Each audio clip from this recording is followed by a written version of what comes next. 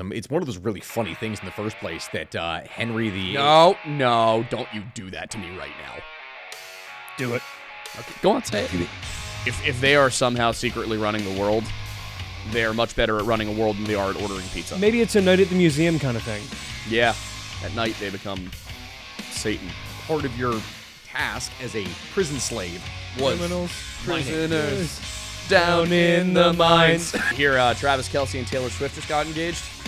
No. I think they might... She may birth the Antichrist. Fantastic starting point for why this is a failure. Because like Australia, it involves criminals and prostitutes.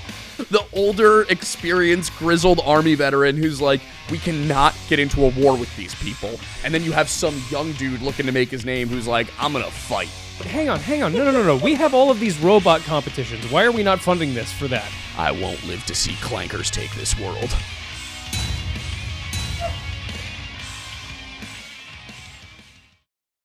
True. There you go.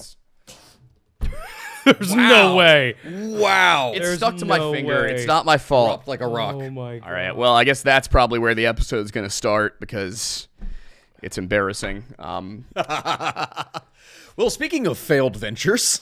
You know what? That's perfect. a good enough. That's perfect. okay. All right. Yeah. Go on. Start.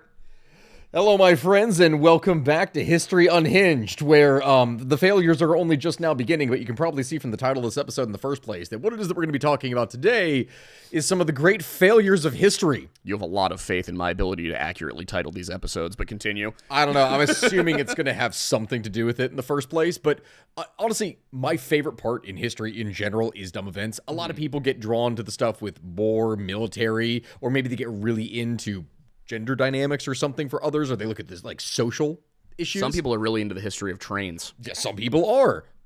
Some people are. Yeah.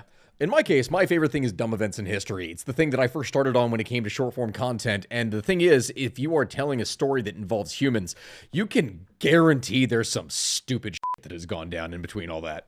You really can. We talked about colonies here before. Colonies, in many cases, were stupid. A lot of them ended up dying, like in the case of one that 80% of the population died within a year. Yep. That's Scotland for you. That's Scotland, and it was so bad. It did so badly that they had to become part of England. A fate worse than death, really. Yeah, that's horrible. There's only one thing worse than becoming part of England, and it's becoming part of Australia. France. Oh. Wait, what? Australia? You know, I heard the joke of someone being sentenced to Australia. Like that's like the whole joke. Well, yeah. I was thinking original. France. Like it's a fate worse than death. That's Now imagine what would have happened if France had colonized Australia. They would have crumbled. They can't handle Australia. No, they would have run away from the emus. They basically already tried because the French version of Australia was Louisiana, like New Orleans, because they did try Was to. it a penal colony? Oh, originally, do you know the origin of the story for how they did it? I knew the origin story of like the first efforts to colonize New Orleans. I didn't know about that part. I knew that the French got there and they were like really just kind of dicks to the natives. Yeah, great part to show is the case. All right. Fantastic starting point for why this is a failure. Because like Australia, it involves criminals and prostitutes. So My two favorite things. That's why you like the Old West. Exactly. essentially the idea was obviously Louisiana, and we're talking about the state of Louisiana for southern United States, right at the delta of the Mississippi as it's escaping out into the ocean. And as many people in Louisiana would arguably try to do. Whole thing is basically swamp back in the day. Yeah. It's largely swamp now, but really swamp back in the day. They do have a statue of known humanitarian Andrew Jackson. Yeah, it's big too. It's right in the middle It's a of really town. big statue. So go figure. When you are trying to populate an area that is famous for alligators, disease, and a hostile environment in general, it's not exactly something that a lot of people want to go to, even though this area is incredibly valuable because whoever controls the mouth of the river here controls pretty much the entirety of the Mississippi. Yeah. Like, it's incredibly valuable to have, so the French want it. They need Don't to tell control that it. to the Teton Sioux. Yeah. So, what ends up happening is that the initial French colonial efforts down there are less than ideal, less than successful. So they come up with a scheme of like, all right, we've only been able to get like a couple dozen people down there, basically. Really quickly, before we get into that, it needs to be made clear that there's a lot of reasons colonies fail. In this case, it was because they did everything they possibly could to bother the remnants of the only stratified Native American society to ever exist in North America, as far as we know. Like, the Mississippians were gone, but they had left behind a remnant. And the French were like, Yeah, we're just going to piss you off. We also need to talk about the Mississippians this episode. Yeah, a little bit, yeah. To the extent that I can, but continue. So they have no one that wants to go, because go figure, why would I want to go from France in this case, from maybe you're in the countryside, hopefully not in Paris, which is dirty, stinking. Either way, you don't want to go from the French countryside to a swamp where you're very likely to die within the first year. So they have a hard time getting colonists, and they decide, well, we don't want it to just become a penal colony per se, but we are going to engage in the scheme where France's prison system is overflowing right now because it's just filled with so many absolute degenerates, prostitutes, thieves, etc. And we don't like that. It's a burden upon the state, and it's a problem for society. So what we can do is we can do exactly what Britain did with Australia, pretty much. And they can, instead of just sentencing people after being arrested, they go into the prisons and they start taking volunteers. And they say, hey, so, all of you dangerous convicts, we don't want you here anymore, but you have two options. You can either stay here and potentially wait to be executed for whatever various crimes you have committed, or you can agree to marry a prostitute and go to Louisiana. Because what they did is they wanted to get rid of... Not gonna lie, this sounds like a great deal. Depending on how clean she was. It was the 1700s. I didn't know. Yeah, that's fair. That's fair. So that was the idea. It wasn't just a matter of picking up prostitutes and sending them as well, is they wanted to get prostitutes off the street as well. She knows what she's doing. So they would take the prostitutes and then they would take a prisoner, matrimony, kiss, kiss, send them off. Yeah, very quickly from... You want some land and someone who's a literal professional at sex for a wife? Anybody's taking that deal. Yeah, exactly. Well, anybody without status. Well, yeah, exactly. Anybody who's already in a prison. Well, yeah. Especially a French prison in the 1700s or 1600s. Anybody could have gone and married a prostitute if they really wanted to. It was really the land that was the driver here. Yeah. So they send off all these prisoners and they go to establish another colony. They're not sending them into the direct city, right? Because they already have one city that is there, and I think it was New Orleans, and they go to establish another that is next door, basically, because... Newer Orleans. Yeah, because they don't want... The people that are already there don't want to live next to a bunch of criminals. I'm imagining this is Baton Rouge. I think it actually was. I'm drawing a blank off the top of my head for Yes, exactly the which red one it was. baton. And then what ends up happening is a whole bunch of them end up dying of disease, and go figure, when you send down a bunch of criminals, it then leads to negative societal effects, we shall say. And public order absolutely collapses. It fails miserably, and the entire venture goes kaput. How did Australia succeed? So Australia was overseen more heavily as an actual penal colony versus a second chance colony, if you will. And simultaneously, it had significantly more valuable resources in the sense that when it was being sent in, it was largely an extraction-based penal colony because Australia is very mineral rich. Gotcha. So gold, iron, all different kinds of stuff that were being brought out and sent back to the empire. A lot of the original prisoners were sent there as basically mining prisoners. You would be out there, and part of your task as a prison slave was Criminals, mining. Prisoners down in the mines. Basically, that's what it was. Yeah. So yeah, that's the French failed colony in Louisiana, and how that happened when they tried to convince a bunch of people to marry prostitutes and move into a swamp. Oh. It amazes me how much there is still iron ore in Australia. Oh yeah, it's one of the biggest, which is actually one of the big problems that they have now, is that mining is still a ludicrously big percentage of the overall GDP of Australia. But even though they have a lot of stuff for processing now for ores, which is great, their housing crisis is one of the worst in the entire world. Them in Ireland need to get their together, man. Yeah. That's one of the videos I'm going to be addressing here. Is I just did a thing talking about stuff for Ireland. I will be doing Australia coming up in the next couple of weeks. It's not good. See, we have plenty of homes in the United States. You just can't afford any of them because of the boomers. I'm genuinely curious to see what happens in the next 15, 20 years. A lot of cheap housing. Yeah, I think housing's going to crash big time. As you know, There is. We toured a house the other day because we're looking. I'm trying to buy a house and pay for a wedding at the same time. I'm very clearly an intelligent individual. Patreon down in the we're thinking about creating a new class in Patreon that is just going to be called Wedding Crasher, and if you pay $1,000 up front, you can go crash his wedding. I'm sure his fiance will be so happy. She would be so excited. No, so we go to tour this house, and you could tell that the house, based on some things that were left behind in it, was clearly owned by an elderly individual. They bought it in 1997. Okay? I'm going to guess for $200,000. I don't even know what it cost in 97. I'm guessing it was cheaper than that because Phoenixville was a dumpster in the 90s. Maybe like 80. Yeah, it was probably really accurate, cheap. Yeah. This is a house that you walk in and you're like, all right, this is at maximum because it has not been updated since it was built in the early 90s. It was 1990. It's got track lights in one of the rooms that were installed in 1990, and you can tell. So this house has not been updated at all since the 90s, beyond like maybe a couple of little things. The kitchen still has those like laminate countertops that were big in the 90s. It's really almost an 80s house based on how old it is. Maximum, I would say this house could actually be worth is $350. They're selling it for $4. It's been on the market for over a month, or almost a month now. I think the reason is because this boomer over here is like, well, the market's high. I can pay for my whole retirement by selling this house. And then every bank that looks at it is like, this is worth nothing. Yeah, I mean, Kat's house was built in the 20s, the 30s. Still has knob and tube lighting from the 30s. There was a portion of the living room ceiling that was missing that we had to fix before she purchased it. She had to sign a thing saying that she technically was not allowed to live in it for 30 days until a couple of things were brought up to code, like GFI or GFCI in the bathroom, a couple of other things. And it was the only thing around here that was less than $300,000. Yeah, I would. Well, no, there are the mobile homes. Yes. There are the trailers. You can get a double wide for about 110.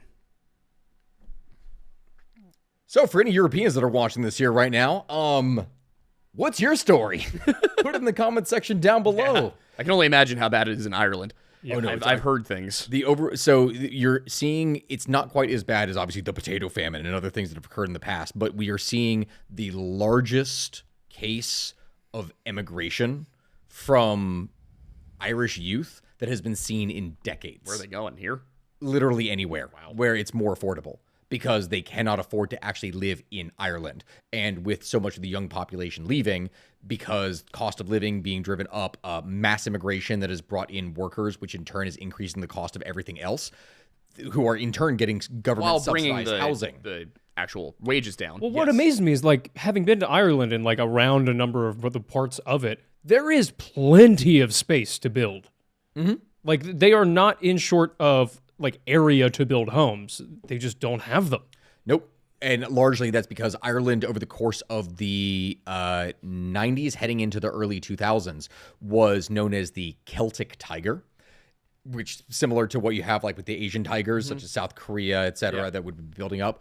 Construction was one of the largest industries in Ireland, and they were rapidly building. So I think to put this into perspective over a same couple year period, Ireland built 80,000 homes when the UK built 160,000.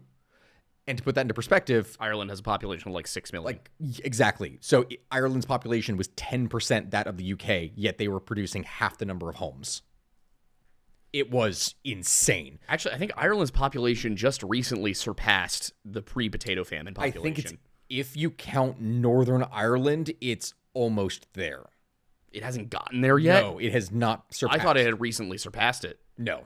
That's insane. No, because Ireland pre-potato famine had like 8.5 million, and I think that right now they're sitting around 7.5. Maybe I was thinking about world population of Jews.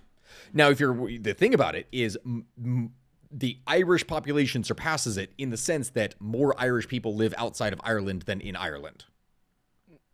So the number of Irish people in the world, or descendants of Irish people, I was thinking about the population of Ireland larger. itself. Yeah. Yeah. Well, yeah, because there's more people of Irish descent in America than Ireland. Yeah. Far more. Yeah. We bred like rabbits. Yep. Also, we learned that the Germans were the only ones who knew how to farm. Yeah, I think that's part of the reason why multiple branches of my family tree are just Irish and German people marrying. Yeah.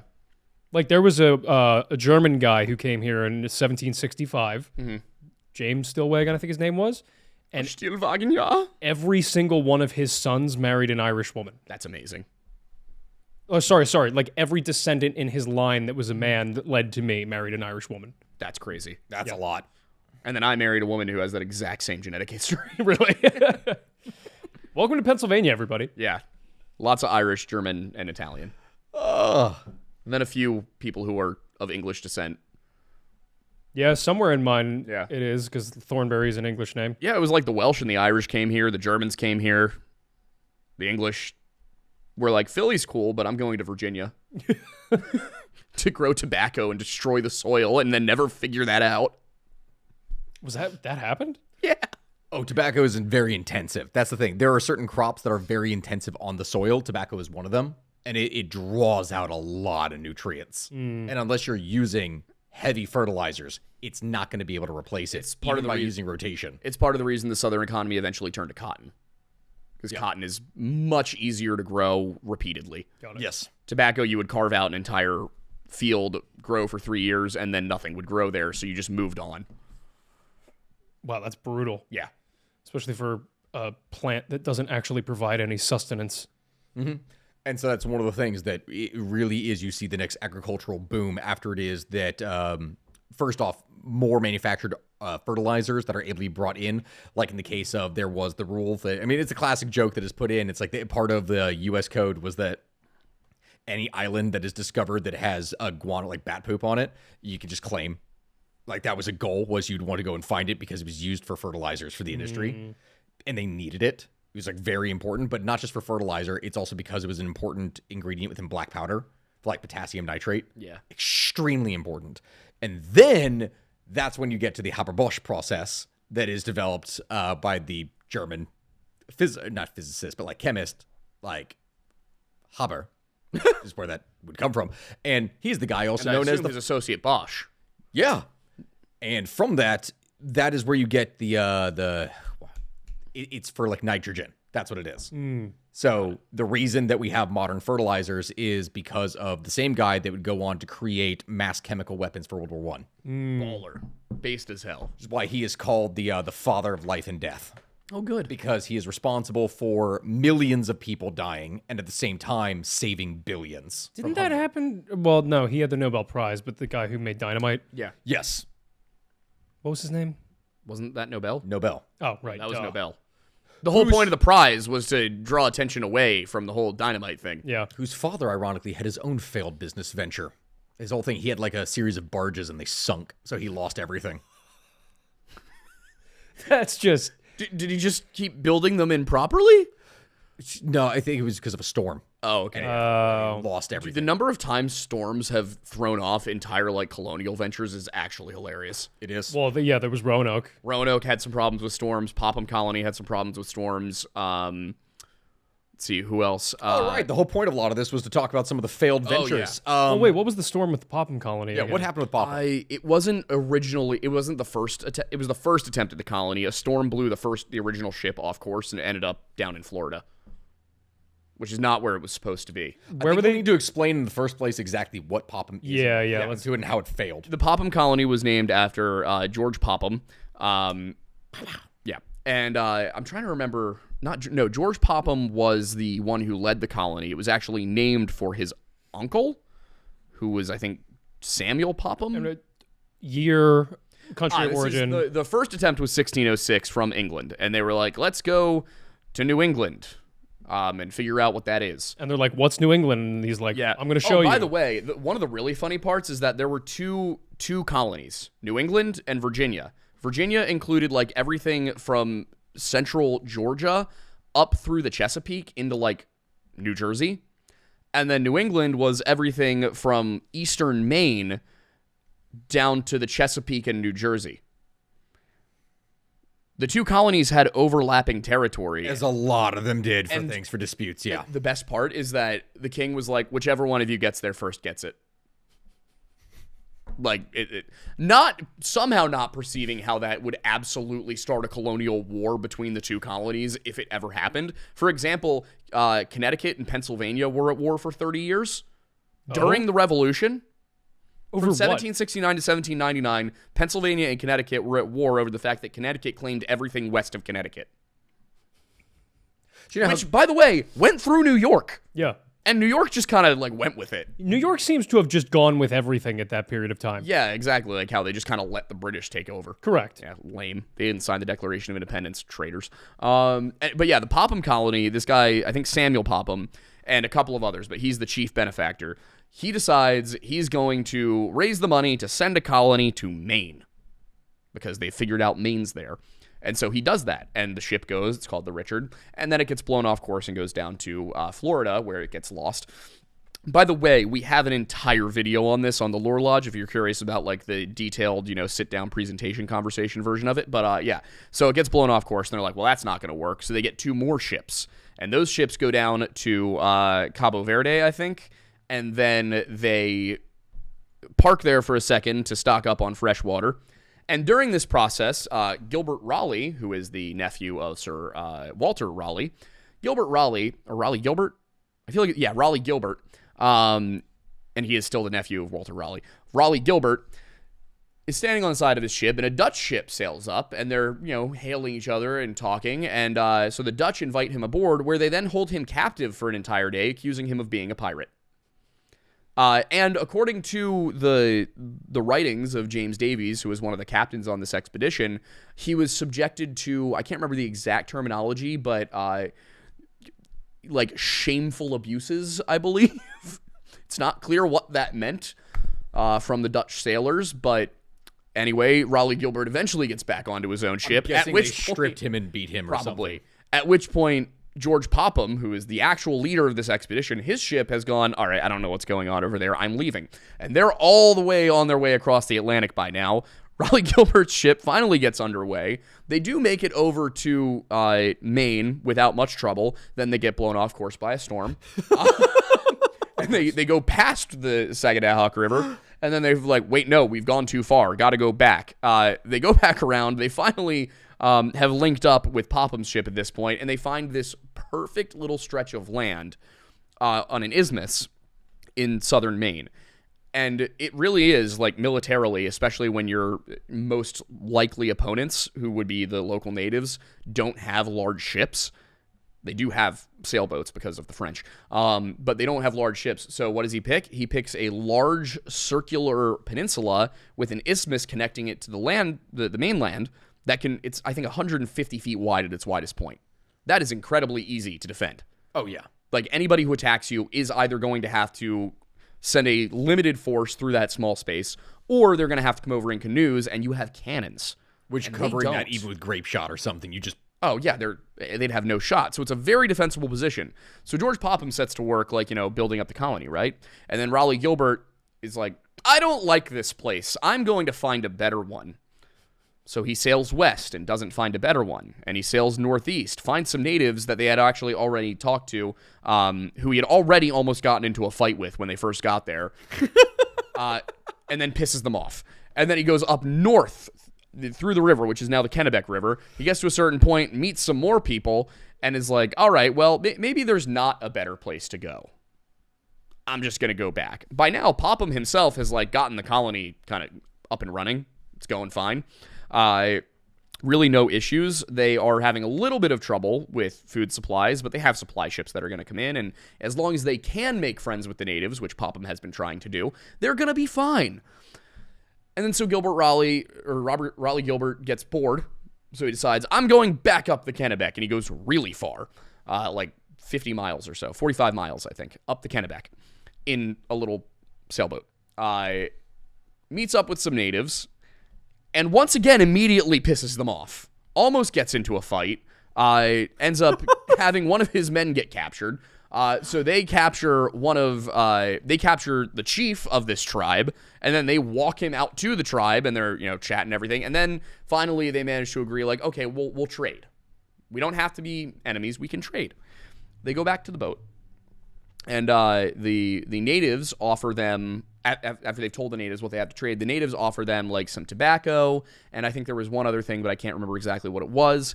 And Raleigh Gilbert goes, well, these aren't really the trade goods we want. Like, I'm sorry, but we have nothing to trade with you. Not recognizing that what the native chief was doing him was actually offering him a gift to start the negotiation process. So by rejecting this, he has committed a grave insult, and the entire tribe starts trying to, like, keep them on land. And then something very similar to what happened with Lewis and Clark happens, where a group of them are on land, a group of them are on the ship, and Raleigh Gilbert is like, all right, present arms. Guys on shore are like, what are you doing? One of the natives takes the firebrand they would be using to light their matchlocks and throws it into the water. So they got to send a guy ashore to go to the campfire to pick another stick out of it. And then they grab the ropes and everybody's aiming things at each other. Mind you, when he's talking about this at this point, considering the time frame, flintlock is not really a thing. These are matchlock. You have to hold a burning brand to a gun in order to be able to fire it. This is 1607, yeah, so they're matchlocks. Almost gets into a fight, somehow escapes without any casualties on either side. They go back down the river, and then they settle in for the winter. And what happens over the winter? George Popham dies.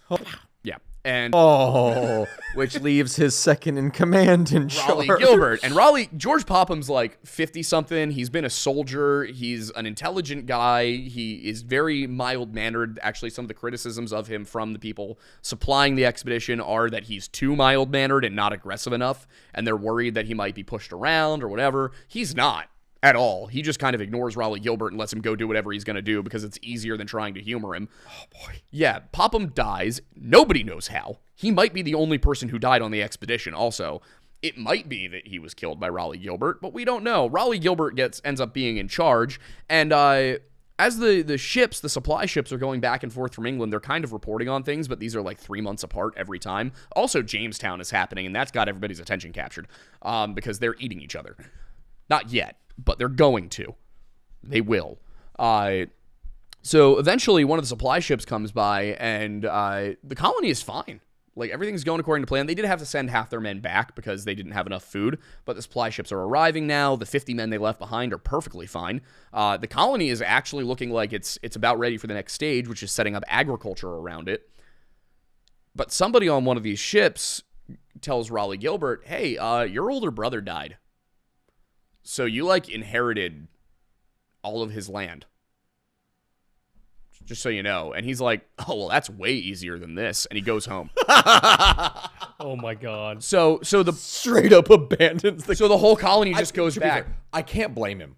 From everything that has been experienced. If they had sent somebody with ambition instead of somebody who just wanted to be rich...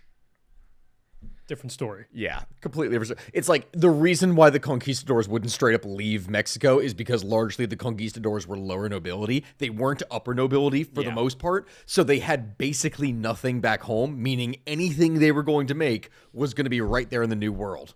Yeah, and boy, did they manifest their destiny.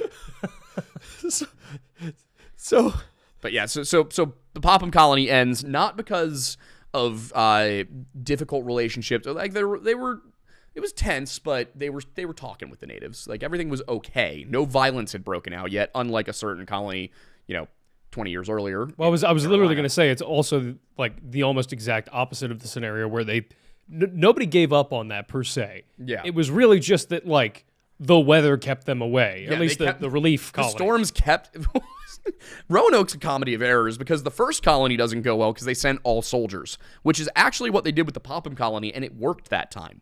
But they sent all soldiers to Roanoke the first time, and it didn't go well because they got in fights with his name was Popham. It was the Secatan on the mainland. Getting too many fights with them, and then they don't have enough food, and they failed to establish agriculture, so they go home, and then another colony comes in. This one has just people, including women and children. Well, women, no children, I think. Wasn't the second one primarily artisans? No, wait, that's Jamestown where that happens. Yeah, Jamestown was one where they didn't send anybody who actually knew how to farm. So silversmiths and remember. Now, the plan at this time was that you were going to send people in and they were going to trade with the natives for food, but they also massively overestimated how much food the natives had. So they did send people who would have been able to farm and would have figured this out, but they didn't send enough soldiers this time. So in Roanoke, you have too many soldiers, then not enough soldiers, because when you have not enough soldiers and you've already pissed off the natives, really just the one native guy who's tried to play both sides and succeeded, he ends up sending either him or Powhatan send a force to the island of Roanoke, and they lay waste to it. We don't know how many people survived, but according to the one dare stone that might be legitimate and probably is, like 7 of them got off the island and went onto the mainland. Probably more survived and made it to Croatoan Island and to the more friendly tribes on the mainland. James White, I think, gets there with the supply mission, which was supposed to arrive just a year after they established the colony. But what happened? It was John White. Might have been John White. Gets there. Now, why is he 3 years late? He left in 1587. He was supposed to get back in 1588. Why is he back in 1590? Well, because as soon as he got back to England, the Spanish did an armada. And then they had to, wait until that worked out. The Crown Commission, what's the word for when they take something that's civilian owned, starts with a C. Conscript. Commandeer. They commandeered all of the civilian vessels and put cannons on them to fight the Spanish. And they did. They beat them. So then finally in 1590, Captain White can return to the colony. He gets there and he goes, "Where's the colony?" Because it's not there. And then he sees somebody had scrawled Croatoan on a tree, and they had an agreement, which was that if they left under duress, they would carve basically the Knights Templar cross, and there's no Knights Templar cross carved in, so he's like, oh, they didn't leave under duress, probably not considering that a surprise attack would not have given them time to do so. But they did have time to scrawl Croatoan, probably a group that left earlier. So he figures, oh, they're on Croatoan Island. They're just over there. No big deal. We'll go, make sure they're okay and see if it's worth getting things going again. But then a storm blows in, so they can't get to the island. A storm! But they see that the island is clearly populated, and it's probably fine. So he's like, all right, well, I guess I'll just go home. And then a few years later, Walter Raleigh sends an expedition, and they're like, oh, no. Well, we didn't land on the island, but, I didn't see any problems, so let's go find the Fountain of Youth. Or El Dorado. Or something like that. So Roanoke fails like 3 times. And then Jamestown, they land, and they're like, let's send everybody but the people who know how to farm. And the Jamestown colony almost immediately gets into a bad situation with the Powhatan, who keep trying to kill them. They have no idea how to grow food. They do eventually get a supply ship as they're trying to leave, and the supply ship's like, go back. So they force them to go back to the colony, where they stay, continue to fail repeatedly. One of the ships from the Popham expedition actually goes and resupplies Jamestown. I think it was the ship they built in Maine. The first ship ever built in Maine resupplied Jamestown. That's nuts. Yeah, that's how... so anyway, around like 1608, 1609, the Jamestown settlers are having such a bad time they have to eat each other. They don't kill each other to eat each other, but they do eat the dead. And this was a rumor up until like 20 years ago when they found some skeletons that had butchery marks on them from the colony. Jamestown, somehow, in some godforsaken way, is the one that succeeds. Yeah. I recall learning about after the other two failed, the Crown basically stepped in and was like, okay, private companies are great, but you guys are really bad at maintaining We're going to need a little bit Yeah. more oversight, which go figure is kind of exactly what happens with the East India Company, who ends up f***ing things up so much at one point that the Crown has to step in and go, all right, enough of this shit. Yeah. Yeah, there's a lot of those stories. We haven't even explained the one that happens with Scotland and how that leads to the whole thing with the Union. Oh, the Scotland one is absolutely First of all, the fact that it was 1699. Yeah. That they're like, oh, we really got to get into this colonization game. They're at that point 200 years past when the initial colonies were being set up.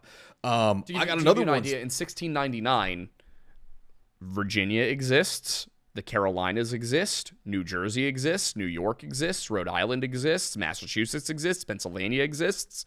There are multiple colonies existing in British North America by the time the Scottish decide that they're going to go into an area controlled by Spain. Yeah. They do this. Not only do they do this, when you say controlled by Spain, But this is being sent down into an area that is part of New Granada and like the Viceroyalty of Mexico. It is, they're basically trying to thread the needle in an area and find a strip of tropical land that is just so far enough out of the way of both centers of power for colonial oversight that they can basically be ignored. Yep. Which I can only shudder to imagine as to what the plan was for being able to defend oneself at that point would be. Well, and the funny part, too, is that if you look at it, there were 2 Catholic colonial nations. And Scotland decided they were going to try and colonize territory in the one that hated them. The only one that was like gold before God, which was the Spanish. Who in Scotland decided this was a good idea? The Lowland nobles. The Highland nobles were a little too busy being in the Highlands. Wasn't there one guy also who was just preaching it up so much in order to be able to make it? Like he drummed up all the support for it. I believe so. Great idea that I think it was going Drummond. to be. I think it was Thomas Drummond. Yeah. Who, by the way, on the second expedition to attempt to do this colony, a year after the first one failed, ends up being overruled by a guy named James Bird, something like that, who starts telling everybody that they shouldn't resist the Spanish because violence of any kind is unchristian, even if it's defensive. And this pisses off everybody. He throws everybody in jail. He somehow takes command, throws everybody in jail who has any thought of resisting the Spanish, and then flees the colony in a sloop. I mean, that is very accurate to very early Christianity. It's like he's trying to pull up something from the 2nd century AD. Yeah. Behavior. Meanwhile, Jesus, right before he's arrested, is like, hey guys, if you don't have a sword, sell your cloak and buy one. There's a lot of debate over what he meant by that. But it's hard to see it as anything other than, like, be prepared to defend yourselves. True, but, like, the early Christian dogma was... Oh, yeah, it was... Well, also, part of that was people had a bit of an overemphasis on... Martyrdom, and thought that being martyred in any way, for any reason, was a good idea. They thought it was a guarantee into heaven. Yeah. So they would go and piss off the authorities on purpose in order to get martyred. But it was kind of the best way to advertise Christianity. Is it? I think so. Think about it this way. If you have a religion where you are essentially like saved no matter what, and in particular, if you allow your, like, for anybody, for the majority of the people who are on the lowest classes of any civilization who have no power, if power is done unto you in a violent way, you are guaranteed salvation.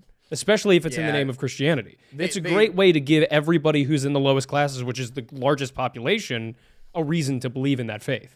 Well, there's also an aspect of that specifically one of the core tenets in the beginning was hardcore pacifism, which for people who didn't want to have to fight in the endless wars that Rome was going through at different points, I can see the appeal. Yeah.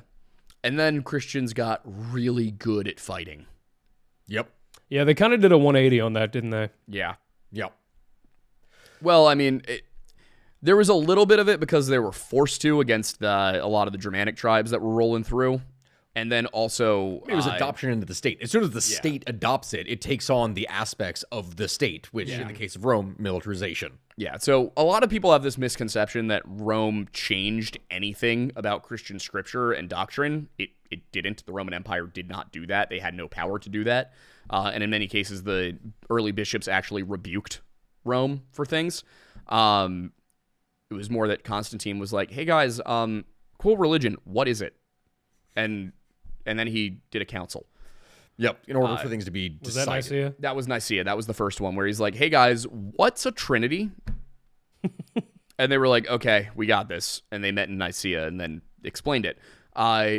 But what Rome did do was spread Christianity all throughout the empire, which resulted in everybody becoming Christian, even if they weren't the best Christians.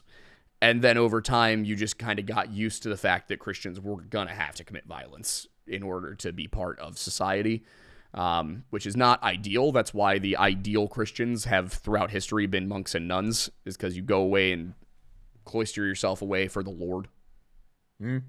But yeah, so and then Islam happened and Christians got really violent in response. So speaking of monks and whatnot here, there's another failed colony. Again, I say this wanted as to a talk Christian. about.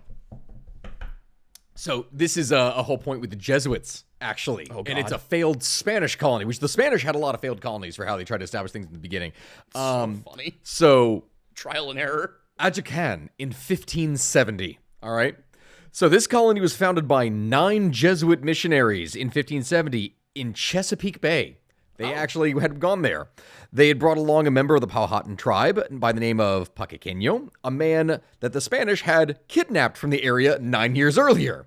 Because, They all did that a lot. yeah, because you kind of need someone as part of a translator for different things. And so Oh yeah, the Popham colony, like when the first ship had come through, that nothing worked. No, it wasn't that. I think it was Grenville's expedition.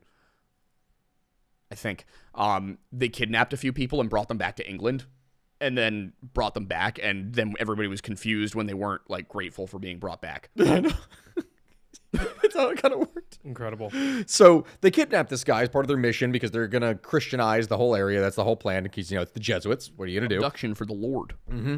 And so eventually they start running out of supplies, as they're naturally going to. And so with their supplies running low, the missionaries decide, all right, well, we're going to need to get help from the natives.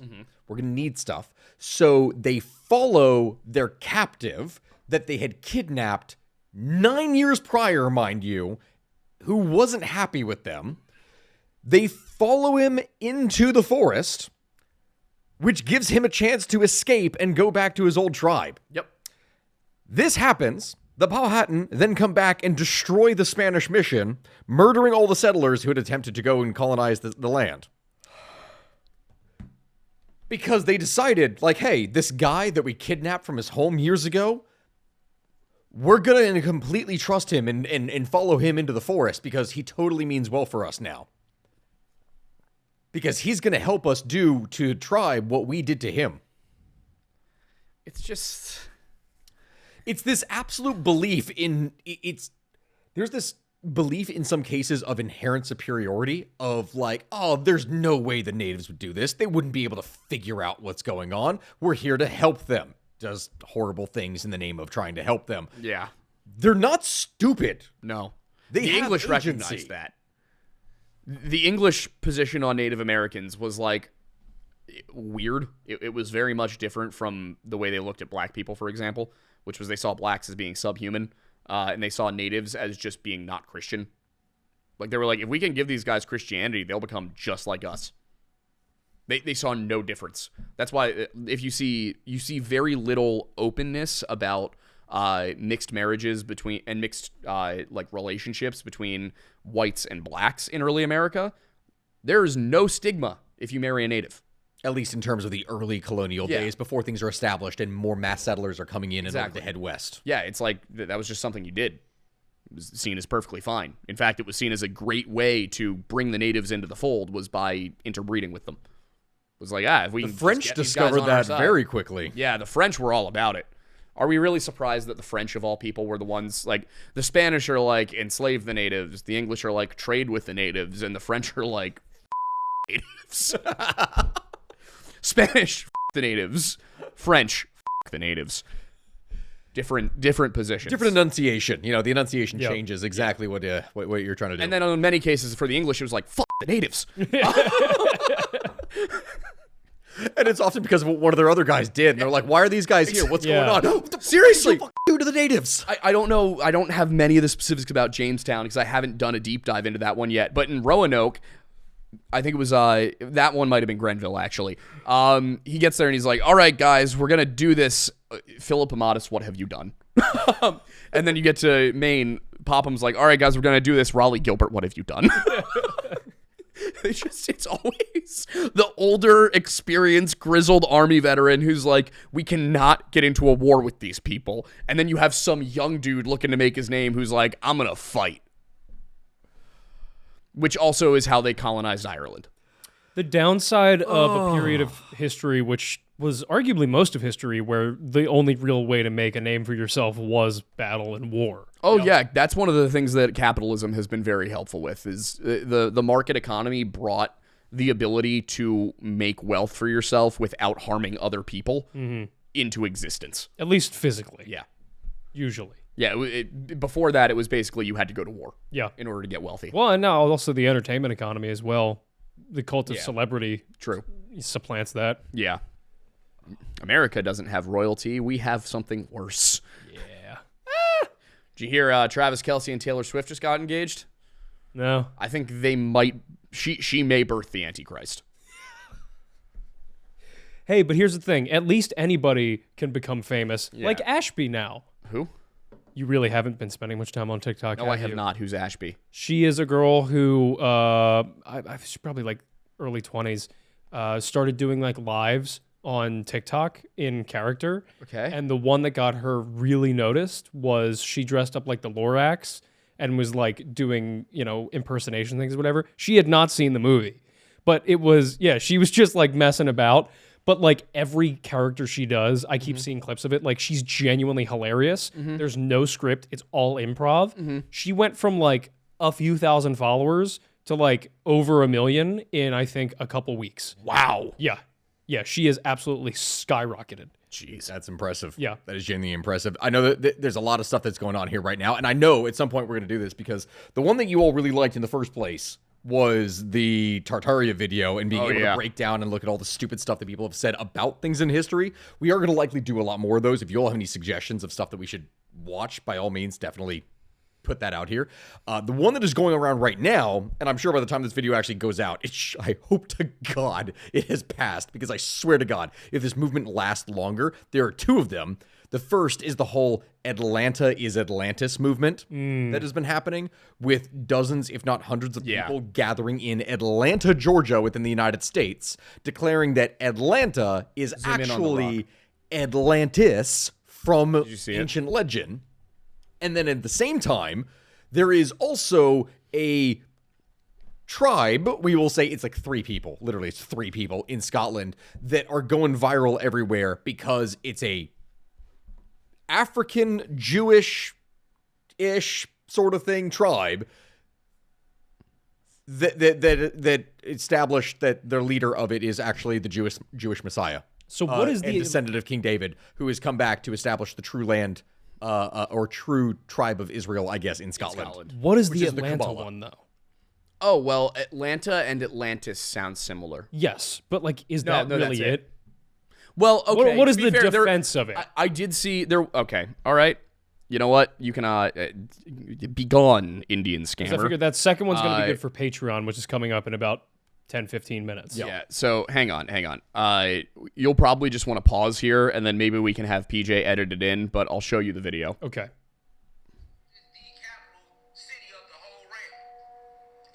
I think this is it. No, that one's mine. Where's the one I downloaded of the actual video? There we go. Atlanta, Georgia is the capital city of the whole realm of Atlantis. That's why they call it Atlanta, Georgia. Now, when you go look at the longitude, latitude of Atlanta, Georgia, and where it's aligned, you'll see it's on the 33rd parallel. Well, the 33rd parallel, as our ancestors always knew, is where your ley lines come from. The parallels are the veins of the planet. So the planet is alive. Now, if you can understand that, you can understand that this is where they're powering all their energy from. To cast certain spells to keep us in these hexes and these curses and these jinx.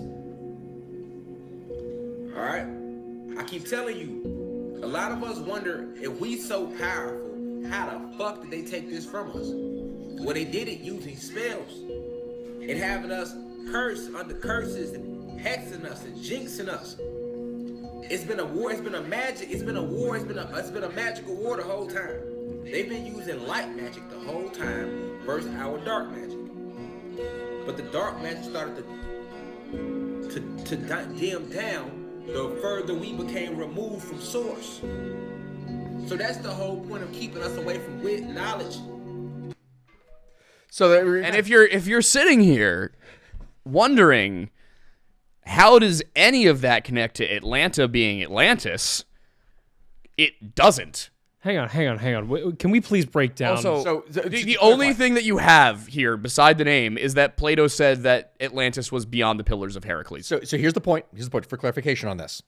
The claim that is being made is that Atlanta is Atlantis black people are the Atlanteans. original Atlanteans, and that they were already in the Americas, that they were already there when white settlers showed up and using light magic versus their dark magic took control of everything and oppressed their ancestors into slavery, and that in order for them to get their old culture and energy back, they must gather in New Atlantis and through a series of rituals harness that energy back into their bodies. Okay, what is the 33rd parallel bit?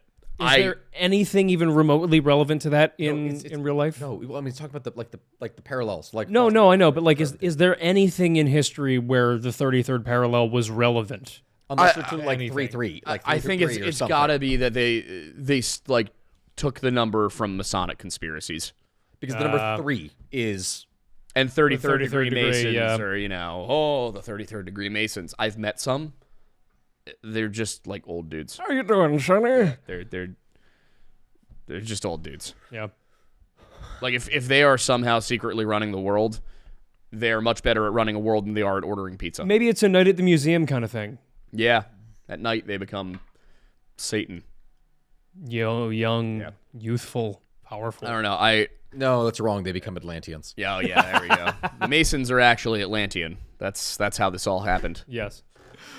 Oh my god. It's so bad. trying to It's hide so the bad. flat Earth. So my question is, right, so this new conspiracy has just started within the last, it seems, I think, couple of weeks. Maybe the claims are already there that people have been making for years, and it's just now going viral. Be fair, there is a certain weird like subculture in the American black community where they insist that they're like the real Jews, the real Native Americans, the real Egyptians, the real Black Israelites, Atlanteans. yes. Like Is this the second thing you were talking about? This is the second thing I was talking about here before, but one also needs to understand that when we talk about the Black Israelites, which is a whole other thing that we could mention, there Black are Hebrew Israelites. Black Hebrew Israelites, yes, to be specific. There are splits then in the varying different cultures and religious subsects of the movement.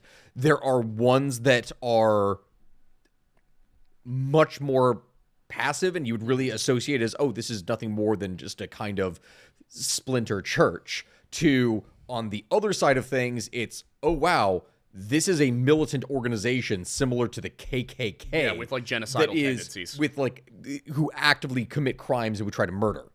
They are there, and they are supremacists. Yeah, they'll like get mad at black people for dating white people.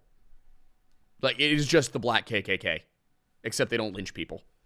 Wow. Yeah.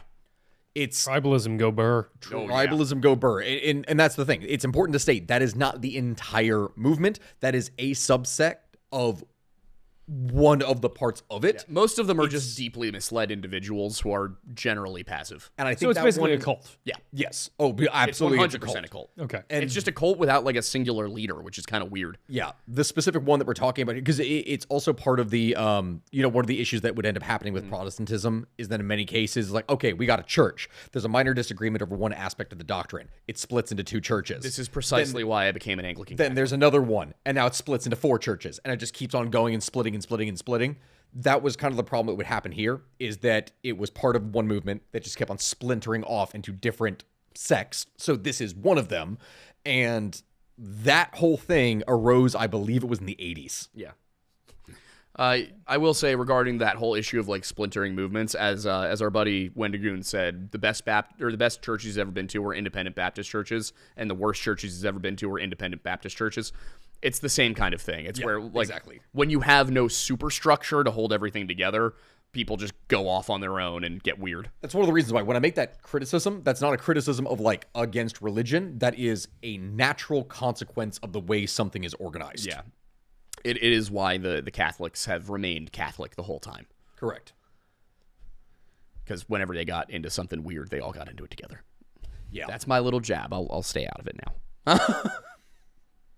I'm like this much away from being Catholic. Yeah, you're not far off. We're not far. Our church is just like, we don't love that the Pope is kind of in charge of everything. That doesn't seem fair.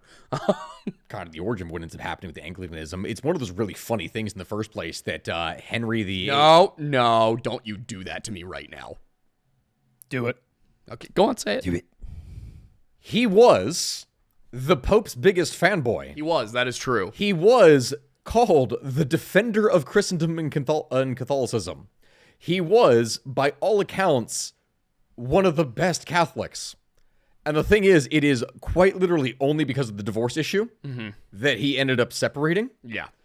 But it's That just is true. It's just quite funny that the entire origin of it's not doctrinal. Yeah. No. At all. It is literally just based off of divorce.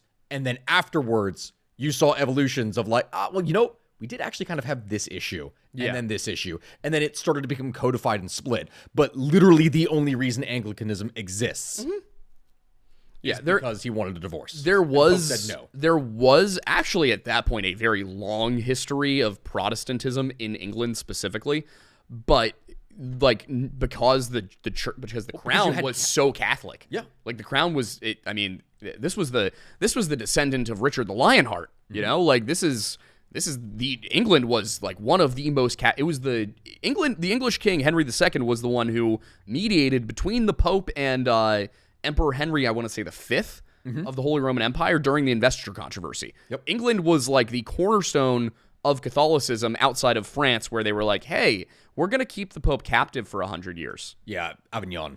Yeah. So this is the whole point where I need to stress something right now, is that when we say that he was like a defender of Christendom, one of the reasons why England had such, or specifically the royal family, had such close ties with the papacy here under Henry VIII is because the Pope looked at him as being the only real other balancing power that could give the Pope leverage over the King of France and the Holy Roman Emperor. Yeah. Because it was Philip the something, I think at that point. I don't even remember who he was. But you had the King of France and you had the Holy Roman Emperor that were constantly fighting with one another. Huge competition between them. And at the same time this is happening, the Ottomans are sweeping up through the south, taking over large swaths of Hungary, and the Catholics are too busy basically fighting each other to direct forces to the south, and the Pope is like, hey, guys, they're at our gates. We need to be able to defend against this. Oh, yeah. We'll get right to it. Let me just deal with this one little dispute that we have on this border territory real quick. No, but they're right outside the gates. Yeah, and they're like, no, we really need to argue over Alsace-Lorraine for the 18th time this year. So they're doing this. Alsace-Lorraine? Well, no, what is that? It's a little region. It's kind of a little nipple of France that sticks into Germany. You know how the little part that sticks, it's like a little triangle, almost like it's just a little chevron on the side that sticks into Germany where the Maginot Line was? I don't, but I like where we're going with this. So that's what it was, and that part was competed over. They kept fighting over it. Yeah, they fought over it a lot. Was it because it was across the Danube or something? It was a mixed region, so it was mixed French-German. Okay, Like so it the was an population ethnic was conflict. always mixed. I wasn't sure if it was So a geographic or ethnic conflict. Both lay claim to it. Got it. That's the whole point, And especially then with the rise of Switzerland was just nationalism. like, was a we're going to big be a issue. country. Yeah. So the thing is, the Pope looked at this and went, okay, well, with these two people competing and fighting each other, the only one I can actually rely on, the only reliable person I have in my life is Henry VIII. Because I will be able to back him in order to get him to come down and intercede with the others. Because England was a minor player at this time. Yeah. Like, they were a decent power, but in comparison to the juggernauts of France and the Holy Roman Empire, it was small. They also the English crown used to control a lot of France, even though it was technically a vassal of France. Yeah, only like 60 years prior to this. Yeah, but it used to. You actually had a period where it was known as the Angevin Empire because they had England and also Aquitaine. When England controlled more of France than France did. And what is Aquitaine? It was southwestern France, basically. Yeah. Aquitaine, Basically like everything- France, Gascony, etc., Bordeaux. Not Bordeaux. Bordeaux is another part here, but Gascony. Yeah, basically everything southwest of Paris. Slight non sequitur. When did Portugal become separate from? During the Reconquista. From the very beginning. Yeah. It already was. So, Really? yeah. So, Well, when was the Reconquista? So first of all, you got to understand Spain as a concept did not exist until like 1492, and even then it was still kind of a union of houses. What was Iberia, right? Well, that was the peninsula. Yeah. So basically, so you have Hispania, which is the Roman province of Spain. Okay. And then when Rome ceases to exist in the West, the barbarians come in and the Vandals are like, hey, this place is kind of cool, but you know what's even cooler? Tunisia. And then the Visigoths came in and they were like, this is cool enough. We're good here. They set up some kingdoms, and then the Muslims are like, hey, you know what's cool? Iberia. And then they were like, you know what's not cool enough to fight for it? That little sliver up in the northwest, they won't be able to do anything. So the very top of Spain where they are is called Asturias, and it was an extremely mountainous, hilly region where it just wasn't worth it. That was to not try good and for the fight way over. that the Arabs fought either. No, because the Arab were primarily light infantry and cavalry, which light infantry can fight in the hills and mountains, but When they're countered by heavy infantry, who are fighting from atop high ground, it doesn't work very well. So they're driven back and they're basically held there. also the Visigoths are a bunch of giant German dudes. And then what ends up happening is that what always happens within any of the caliphates is that they split apart and break down into multiple different emirates. And the emirs of varying different parts are fighting each other, and this allows for the Christian kingdom of Asturias to gradually move south, and then Asturias splits apart into different states. Castile, Aragon, I forget what Portugal's early- Navarra, Galicia. Was it Galicia? Yes, Galicia. So Portugal was originally its own kingdom, like from the moment the Reconquista started. Which I think, God, I'm trying to remember when exactly it's established. I know it gets established Also, fairly early on. Something that drives me insane is you will have like sociology professors and content creators and people who aren't actually medieval historians will go and make videos and lectures and things where they're like, did you know? And this even shows up on like in movies and TV where they're like, did you know that the Muslims actually controlled like a lot of Europe for 800 years? And it's like, it wasn't a lot of Europe. It was Spain. And also it wasn't 800 years. They got there in the late 600s, early 700s, held the whole thing for about 300 years. And then by 100 years after that, they controlled less than a third of it. The Reconquista happened fast. It's just that the southern coastline and the Emirate of Cordoba were able to hold on for a little bit longer than everywhere else. But by 1200, almost all of Iberia was under Christian control again. Yeah. So what was the time frame there from start to end? Like 700 to, well, technically the whole Reconquista would arguably be the mid 700s up through the 1400s. Okay. But the time frame between Islam conquering it and Christians conquering the majority is only about 400 years. Wow. Yeah. Also, they took it back like it was Christian. Yep. Well, because it was Roman, right? It was Roman, and then it was Germanic Christian. And Yeah. it was Christian the whole time. Yep. And I looked it up. It was 1143 that Portugal was founded. So Wow, that early? Because it was because it was united at that point. Yeah. And from there, it would extend south. So Portugal would extend directly down, which is one of the reasons why Portugal just looks like a bar on the side next to Spain, is because you have the kingdom of Leon, Castile, Navarra. Well, Navarra got stuck in the mountains, but Leon, Castile, and Aragon, and then they would just move south. Yeah. And that's the whole point. So Portugal's actually older than Spain as Yes. a united country. oh, That's wait. wild. A lot older. Spain's like 1490. Yeah. Yeah, it is 1490 because then you have the unification. Well, technically speaking, it wasn't even Spain yet. I think Spain gets Still Castile. It was still Castile because Spain gets declared later, if I recall. I think it's like early 1500s. Maybe. Yeah. That happens where it gets They united. go back to the old Roman name. Yeah, also, I mean, just the story of that, the Muslims almost did break through. They got all the way up to Tours in France, which is not the south of France. That is up there with like Orleans and Paris. They got there, and then a guy whose name has gone down throughout history is Charles the Hammer. No way. Yeah, Charles Martel. Charles the Hammer. Uh-huh. He takes an army, and he doesn't just stop them. He chases them back to Spain. Wow. And then gets And then into Spain. yeah, but then mostly gets stuck in the Pyrenees Mountains, so you can't really move beyond that very much. But the Islamic invasion had reached all the way up to Toulouse, which, if you've seen on a map of France, that's not a small part of France. Like, they were pretty deep into southern France Yeah. when they got pushed back. Arguably, it was the Battle of Tours where they were stopped. Arguably, if they had stopped before Tours and then headed east, it would have been a big problem. And it also would have probably caused the Crusades to start about 300 years early. Yeah. Because the Pope would have been like, hey, guys,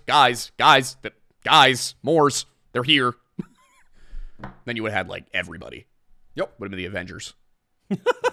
The Christian Avengers. Christian Avengers, yeah. Yeah, that doesn't happen until the Oh, it would have been 1689, I think is what it is. What are you thinking? When the Polish Hussars led a ride in Vienna. Oh, yeah. When they get there in Vienna. The Second Siege of Vienna. And the winged hussars arrive. 1682? Coming down the 1680s, mountainside. I think.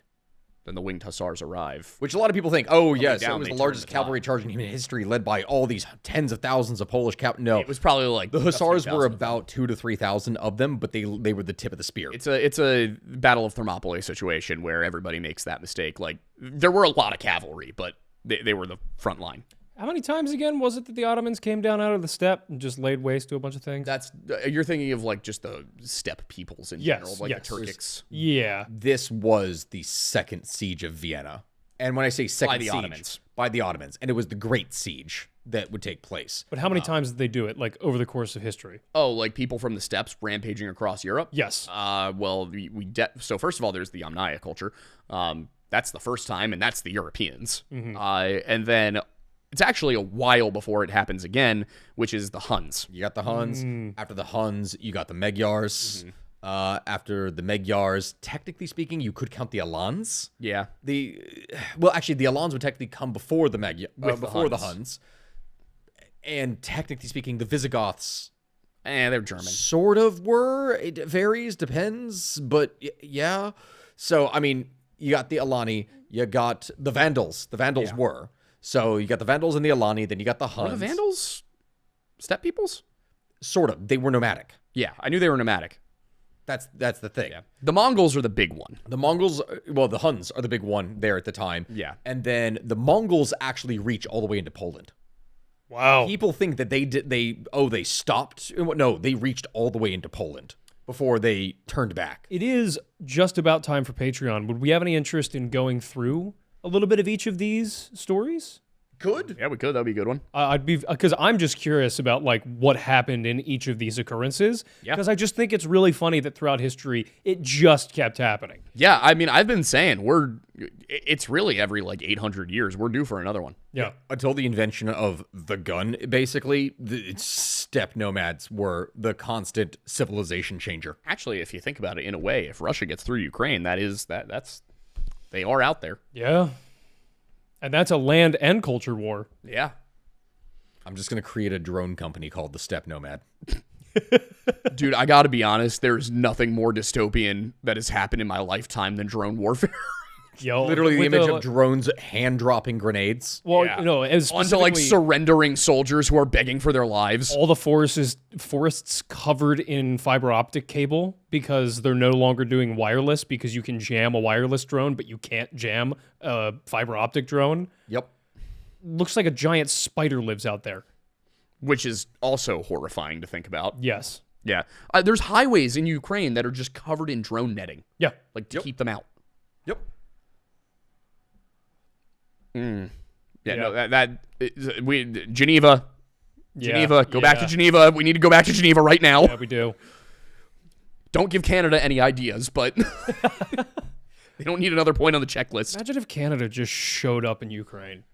If I were the Russians, I would retreat if that happened. They make a semi-aquatic drone called the Beaver. It specializes in gnawing through fiber optic cables. It just has little saw blades attached to it. Oh my God. Wait, hang on. No. We have all of these robot competitions. Why are we not funding this for that? We are. We kind of are. Do you think we don't have them? Yeah, that's a good point. Also, Russia needs to use them. We don't. there is a thing Yeah. where the military has actively been trying to, across the world, militaries are actively trying to recruit gamers because the drone yeah. systems have been simplified into a point where they are actually controlled with what is essentially Xbox controllers. The U.S. and Air Force uses Xbox controllers to control drones. Yep. There is that billionaire that has developed his own, like war machine company. I can't remember. The guy with weird. Hang on. We're gonna get to the point where we've got like buckshot, birdshot, and then drone shot, which is just like nanoparticles of lead. Palmer Luckey, the guy who created Oculus, sold it to Facebook or whoever it was for like $1 billion, and is now has his own what is that, like, just military industrial complex company. I can't remember the name. Startup. He got a startup. For Yeah. And he's currently hyper focusing on drones. Yeah, I hate it. He did a whole video with, it was either Business Insider or something like that. That is insane. Dude, I'm going to be so ready when we eventually get to the point where the robot wars have come, and I'm sitting there in my old age, and I'm just going to strap on my, like, Helldiver's armor. My grandkids are going to be like, Grandpa, what's going on? And be like, I won't live to see clankers take this world. Oh, yeah, Andoril. Oh, yeah. They got to stop naming dystopian tech companies after Lord of the Rings terms. It needs to stop. The logo's even the little thing in the middle of the hilt. That needs to be illegal. They need to stop. Also, I am fully ready for putting all of the AI people in a Nuremberg trial situation. Like, Search engine's okay. Everything else... You guys know how I feel about Sam Altman. Yes. I think everybody knows how you feel about Sam Altman now. I want Sam Altman to know how I feel about Sam Altman. I want him to feel fear every day. Well, with that, my friends, I think that we're going to go ahead and end things here. Tell us more about how you feel about Sam Altman in all intricate detail through the Patreon over on segment. Patreon. Oh, I'm going to tell you how I feel about Sam Altman. I'm excited. Well, I want to hear about all the Steppe peoples. We'll get there. But, I mean, the Steppe peoples had this really cool thing that they did to people they didn't like, which is where they would take a person's body and they would tie ropes around all of their limbs, and then they would have the horses run in different directions. And I'm not saying me saying that was a really cool idea where it would rip your body apart limb from limb and from your torso. I think that was just a really cool idea that they had, and that's in no way connected to my feelings about Sam Altman. We'll see you all next time. The thing is, the Huns basically didn't give a shit about any border guards that could potentially limit them, because they just went past them, destroying everything in the countryside and then moving on. National Guard, a lot of people have this idea that it's basically just infantry. Texas has A-10 Warthogs. Yep. Do they really? It's a little bit of an issue in history. Yeah, just a little. Like, it should have been like, hey guys, it is gradually getting warmer, and we should probably be concerned about it a little bit. Instead, they were like, if we don't stop it now, we're all gonna die. Why did people not adopt it again? I can't remember. Literally because it was seen as weak. It's kind of like if people rode bikes with training wheels all the time. That's kind of a prime, you don't have an opportunity to have a wife, you know what you can do, go to war. Then the Byzantines were like, hey, you two monks, make them an alphabet.